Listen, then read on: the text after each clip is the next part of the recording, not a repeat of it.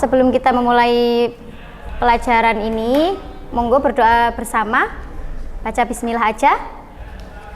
Bismillahirrahmanirrahim. Absen dulu ya, sebentar. Ahmad Aulia, Ahmad Muhammad Fadlu, Ahmad Nihat Arya Satya, Ahmad Syauki, Amar Ahsanal Jaza, Atta Azkal Mazid, Davanail Naizar, Umairah Hakim, Zainuri Mustafa. Oke, tujuan belajar kali ini kita akan sampai bab berapa kemarin? Mengumpulkan data ya. Saya bacakan dulu sementara. Tujuan belajar, siswa mampu memahami teknik pengumpulan data dan etika dasar dalam pelaksanaan pengumpulan data dalam menulis artikel ilmiah populer. Siswa mampu memahami tiap-tiap teknik pengumpulan data dalam menulis artikel ilmiah populer. Siswa mampu merencanakan teknik pengumpulan data, mencari informasi, menyusun pertanyaan untuk mengumpulkan data serta mempraktikannya. Sebelum pelajaran dimulai, ada yang ngantuk? Ada yang ngantuk?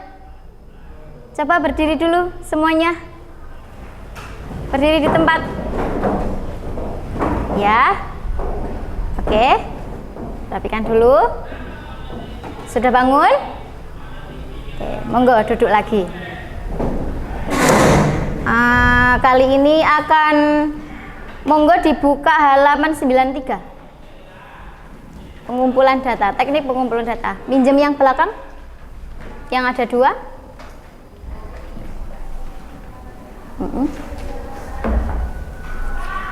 Cara mengumpulkan data dalam menulis artikel ilmiah populer. Kemarin sudah membahas soal artikel ilmiah, fakta dan opini, kalimat fakta dan opini. Sekarang cara mengumpulkan data. Bagaimana sih caranya untuk membuat karya ilmiah populer? Mau nyusun tulisan yang seperti kemarin? Nah, cara mengumpulkan datanya dulu. Pengumpulan data. Menulis artikel ilmiah populer bisa menggunakan data yang benar dan bisa dipercaya. Tidak boleh tipu-tipu, tidak boleh bohongan. Terus, tidak selalu bentuk angka. Data itu tidak hanya angka. Misal, untuk mau meliput soal pesantren Bulus, jumlah siswa putra dan putri santri Al Iman Bulus sekitar 4.000. Nah, tidak ada sekitar. Cari data angkanya. Tanya ke yang berpihak. Kemudian bisa berupa hasil pengamatan, wawancara atau bacaan dari buku dan internet. Terlihat tulisannya? Dan internet. Kalau datanya tidak tepat, tulisan jadi kurang meyakinkan. Karena itu mengumpulkan data harus teratur, hati-hati supaya artikelnya terlihat terpercaya dan menarik perhatian pembacanya. Nah, di sini pengumpulan data tujuannya untuk mendapatkan informasi yang valid, yang mendukung tulisan, topik tulisan. Topiknya apa? Misal, minat baca siswa kelas 8K. Nah, contoh misal itu topiknya atau judulnya. Itu. Gimana cara nyari datanya? Pertama, ini tadi ada wawancara dan lain sebagainya. Pengumpulan data tujuannya itu untuk mendapatkan informasi yang valid, menyajikan bukti nyata atas pernyataan dalam artikel, membedakan antara opini dan fakta, membuat pembaca percaya pada isi artikel. Selanjutnya, data primer dan data sekunder. Jenis datanya ada dua, primer dan sekunder. Primer itu apa sih? Ada yang tahu primer? Ada yang tahu? Primer itu utama, betul. Kebutuhan utama, kebutuhan primer, data utama, data yang diperoleh langsung dari sumber pertama. Bisa observasi, wawancara, atau eksperimen. Contoh hasil wawancara dengan petugas kebersihan tentang pengelolaan sampah sekolah. Langsung wawancaranya ke bapak-bapak yang petugas kebersihan. Pakai apa? Di foto juga, ada buktinya, ada videonya, ada buktinya, ada suaranya, ada tanggalnya gitu. Ini data umum, data kebutuhan utama ya, data utama ya. Hasil observasi, wawancara, eksperimen. Maaf, data yang sekunder dari sumber lain, buku, jurnal, internet, laporan resmi. Kamu mau ngomongin soal gini, mau membuktikan soal misalnya soal gizi, carilah buku tentang gizi. Atau ada jurnal di internet. Ini data sekunder ya. Sekunder itu kebutuhan yang kedua, bukan yang utama, tapi ini mendukung. Karena kita tidak hanya butuh pertama, misal kita saat ini hanya manusia itu kan butuh anak sekolah ini kebutuhan primernya apa saja? Alat tulis, seragam, sepatu, apalagi tas. Kebutuhan sekundernya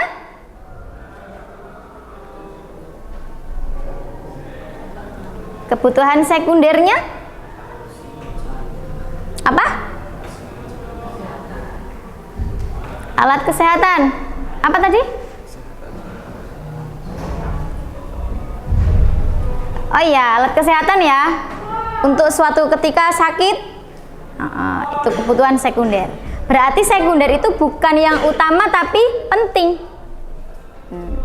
Penting. Contohnya data jumlah sampah plastik dari laporan KLHK tahun 2023. Ini bisa dicari di internet. Nanti kita ini teknik mengumpulkan data. Sekarang wawancara. Wawancara adalah kegiatan tanya jawab untuk mendapatkan data informasi yang lengkap. Ditanyain 5W1H. Apa? Kapan? Mengapa? Bagaimana? Siapa? Di mana? Oke, sip. Betul.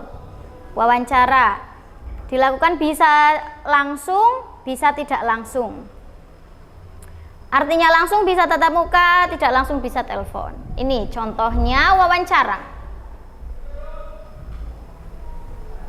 Wawancara itu bisa berbentuk seperti ini.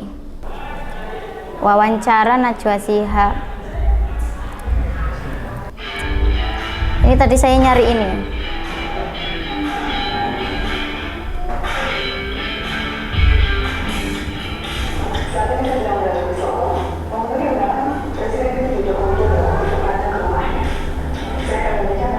Ini sudah. Itu yang barusan bentuk wawancara secara langsung dan santai. Biasanya teman-teman kalau ngelihat wawancara itu gimana? Gini kan? Bagaimana Pak? Perasaannya sudah menjadi presiden? Wawancara itu kan? Nah, wawancara itu bisa langsung atau tidak langsung, bisa kalau jadi reporter kayak gitu ya, wawancaranya harus liputannya dapat dari wawancaranya harus langsung cepat. Tapi seandainya kayak Najwa Shihab ini barusan, ini sama saja wawancara, cuma dalam bentuk podcast ya. Kan wawancara itu kan mencari data, tanya apa yang tadi 5W1H, lengkap datanya. Ini yang wawancara. Kemudian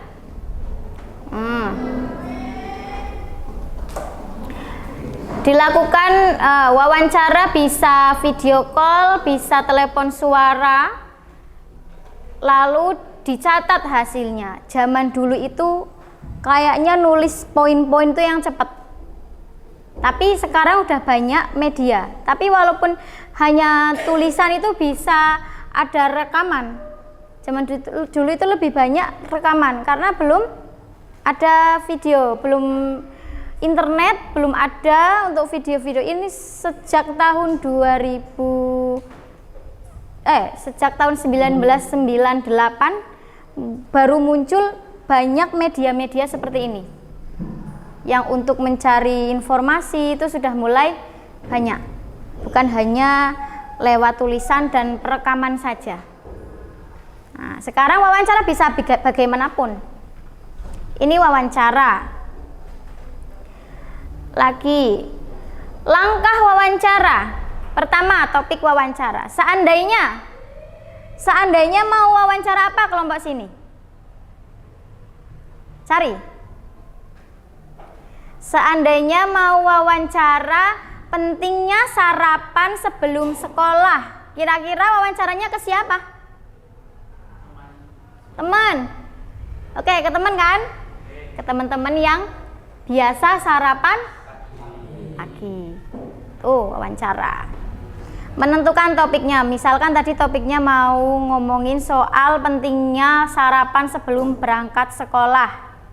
Kemudian orang atau pihak yang akan diwawancarai siapa aja? Ya cari di sana yang biasa sarapan pagi dan yang biasa nggak sarapan pagi. Ditanya-tanyain mengandung pokok apa tadi? 5W1H itu pasti karena kita mencari data selengkap-lengkapnya.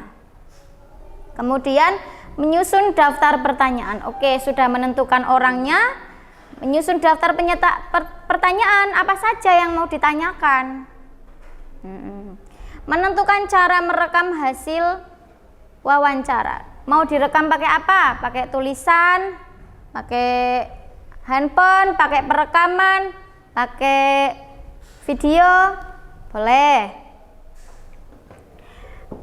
Lanjut. Menyapa. Pertama kalau wawancara itu harus ngomong dulu, saya kepentingannya mau begini, saya wawancarai, boleh tidak ya gitu. Nggak langsung nanya-nanya. Kalau langsung nanya nih, seandainya mau tiba-tiba ada tukang bakso nanya-nanya gitu. Kita kalau misal mau mempublish ini minimal izin dulu. Izin dulu, Pak, nanti saya ini ya, Pak. Ini mau saya rekod, mau ini, misal. Dan penting lagi memperkenalkan diri. Kalau nggak kenal ya mosok langsung nanya. Nah, mungkin. Saya Ahmad dari SMP 1 kelas 8K misal. Menyampaikan maksud, tujuan, keinginan yang mau wawancara dengan bahasa yang baik. Ini sebenarnya video nggak bisa dibuka. Teknik mengumpulkan data. Menggunakan kuesioner. Kuesioner itu begini nih. Contoh kuesioner. Oh, tak cari di internet. Coba contoh kuesioner. Full ya. Pengaruh penggunaan internet pada anak-anak saat pandemi. Gitu. Contoh kuesioner lagi, biasanya apakah Anda biasa makan sarapan pagi? Ya, tidak. Misal. Apakah Anda seberapa penting sarapan pagi bagi Anda? Ya, tidak. Misal. Itu kuesioner. Bisa berbentuk kayak gini nih. Gak kelihatan ya? Iya, pertanyaan yang satu ini. Biasanya kalau di internet, kalau di HP kan ada yang nanyain. Nanti iya tidak, masukkan email Anda. Gitu. Ya tidak, itu kalau di internet. Nih, pengaruh penggunaan internet pada anak-anak saat pandemi. Apakah menggunakan internet sebagai solusi saat belajar di masa pandemi? Ya tidak gitu. Nah, ini kuesioner kayak gitu pertanyaannya. Lanjut. Teknik pengumpulan data yaitu membaca tulisan orang lain. Bisa membaca buku atau jurnal. Sebenarnya saya pernah menganalisis Jurnal tentang, sebentar, saya kasih tahu dulu kuesioner.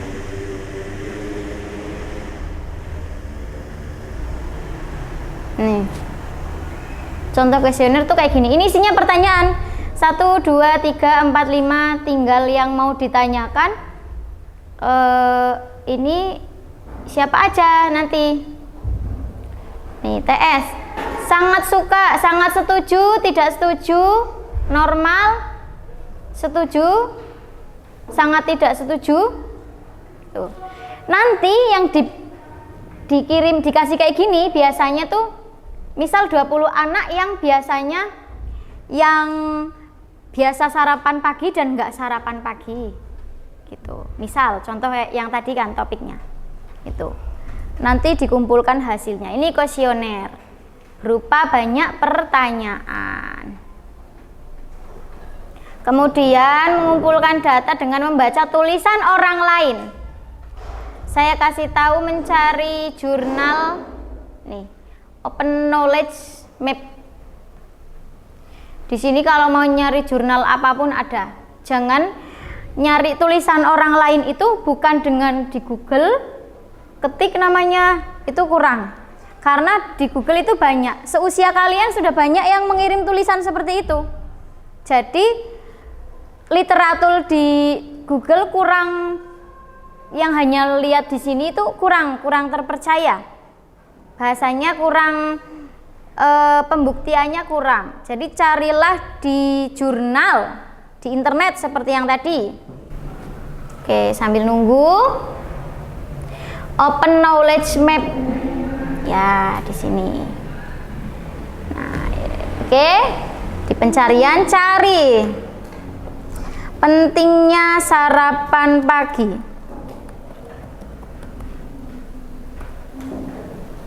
Kalau di sini, kalau di nyari jurnal di sini itu biasanya kita cukup mengetikkan 3 topik, misal mau toleransi budaya Indonesia gitu aja, nanti keluar semua. Ada yang suka membaca jurnal? Belum pernah? Pernah? Jurnal apa? Tentang kesehatan. Di mana aksesnya? Oh iya, oke, sip, bagus. Ada lagi? Atau membaca buku? Buku apa? Biologi. Buku apa? Biologi juga?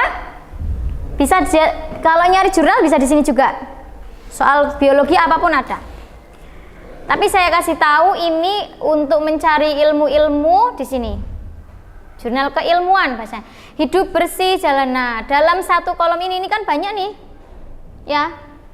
Ini ada berpuluh-puluh judul. Ini baru judul yang umum. Sosialisasi gerakan satset sarapan dengan sehat. Oh, ini. Sip.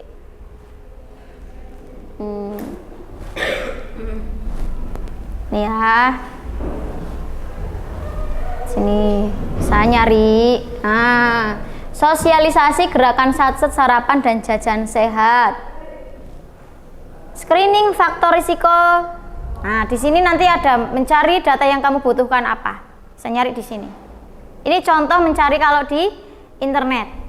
Kalau untuk menulis artikel, cari yang terpercaya. Ya kan tadi. Lewat jurnal-jurnal atau di internet. Tuh, pertama bisa lewat Google Scholar, bisa Google Scholar ya, paling umum Google Scholar. Emang kalau yang ini lebih luas lagi, paling mudah diakses memang Google Scholar. Saya waktu awal-awal kuliah juga taunya Google Scholar, ternyata masih ada.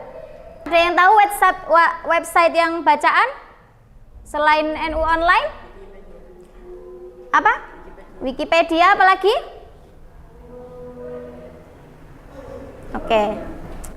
Nanti kalau di dalam jurnal harus menyertakan nama pengarang, kutipan, betul.